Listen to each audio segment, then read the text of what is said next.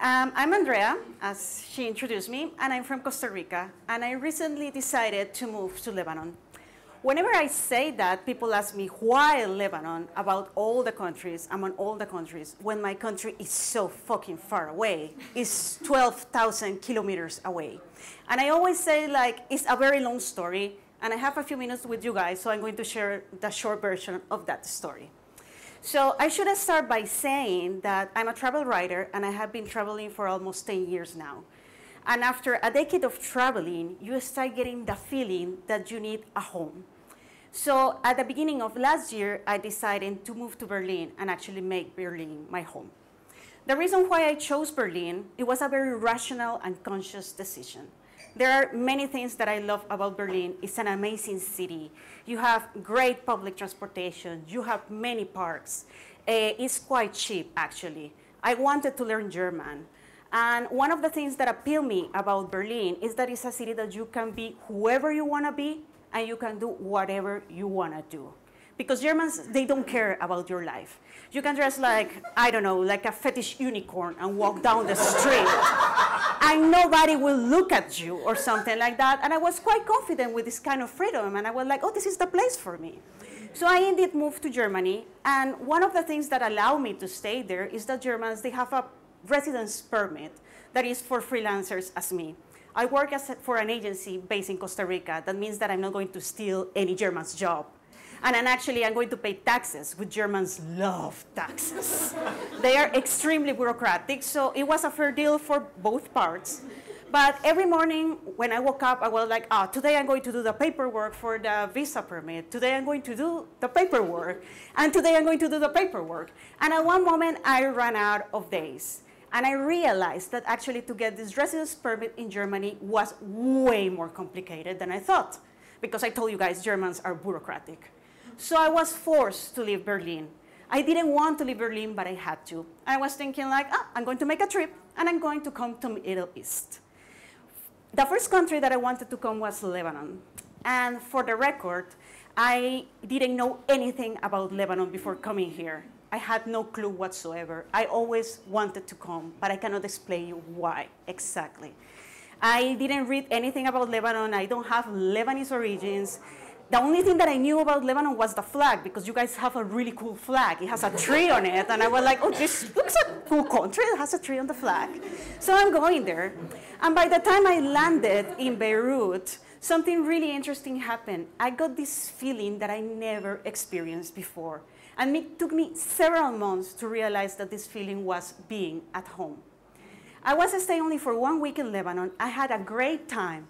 I was fascinated, especially with Beirut, because it's such a lively city. Beirut is like a huge terrace cafe. Everybody's talking. For you guys, every day is like a Friday. And I was like, oh my God, this is such a cool country. I want to stay here. But I had already all my trip planned around Middle East. And I was thinking, okay, I will come back once I finish. So I came back exactly yesterday, 6th of June, 1 year ago. And on my first weekend, I met this Lebanese guy with the most beautiful eyes that I have ever seen in my life. I mean, his eyes were so beautiful that sometimes I was talking to him and I was like, listen, dude, I don't want to be rude, but I'm going to stare to the wall for a while because your eyes are so much to take. It's so much beauty. It's like looking at the sun, you know, you cannot handle it for too long. So clearly, I was in love with this guy.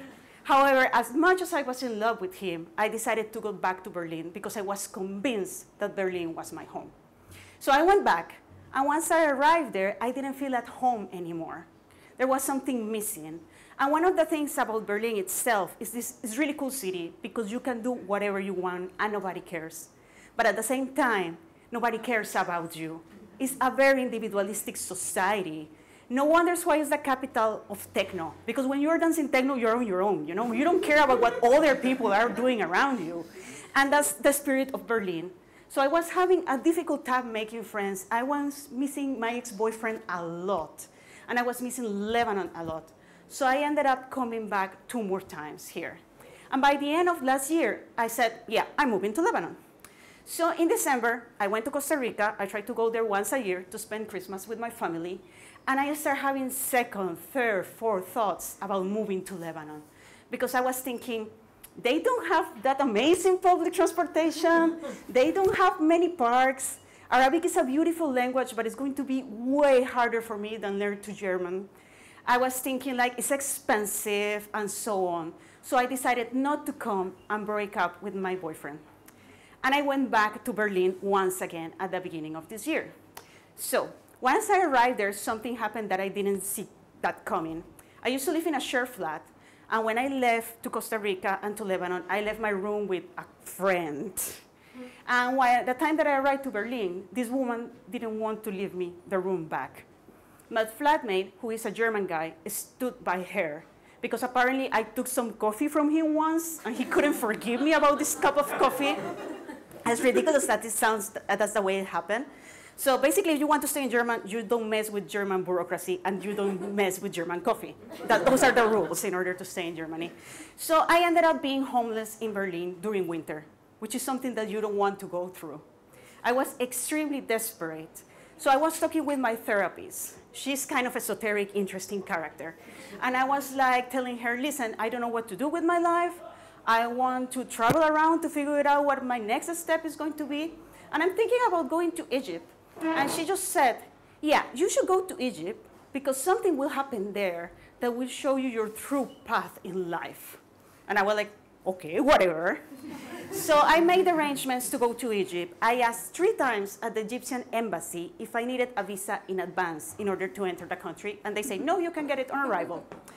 So, yeah.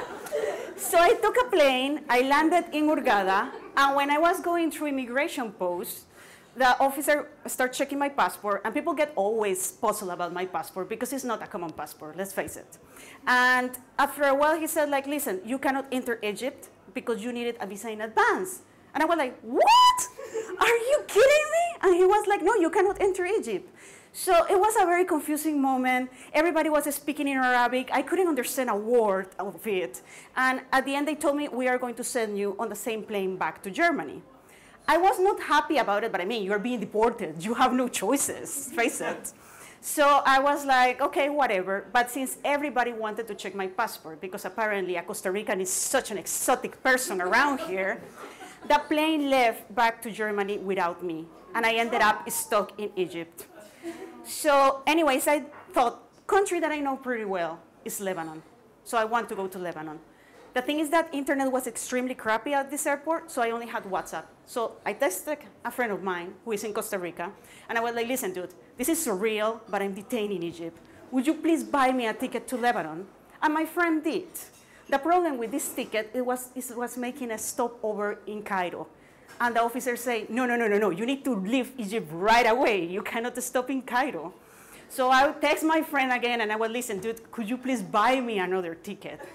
And he tried, but his bank in Costa Rica found suspicious that all of a sudden he was buying tickets to Lebanon when this guy was actually in Costa Rica. So they blocked his card. So I was thinking, oh, fuck, what can I do? What can I do? And that moment, my ex-boyfriend popped in my mind. So I text him because besides having the most beautiful eyes that I have ever seen, he has the most beautiful soul. So he bought me the ticket to come to Lebanon. So after 26 hours, 3 continents, 4 airports, I landed here on the first day of the spring. Despite that, I was not sure about staying in Lebanon. And I tried to buy 3 more tickets to get out of here. And every time that I tried to buy the tickets, something happened. My card got blocked. I had a family emergency, so I lost a lot of money. And at the end, I was like, okay, universe, God, whatever, the force, I understand it. I stay in Lebanon. So my lesson about this journey is that when you find love and when you find home, it's not something that you can do rational. It's not something that you have a list and you have checks that you need to do in order to find this person or this place perfect enough to be the love of your life or your home. The feeling of love and the feeling of home is a feeling, so it's an emotion, so there's no need to rationalize that stuff. And it doesn't matter that if that person or the place is not perfect. What it makes the person or the place perfect is when it makes you happy. Thank you very much.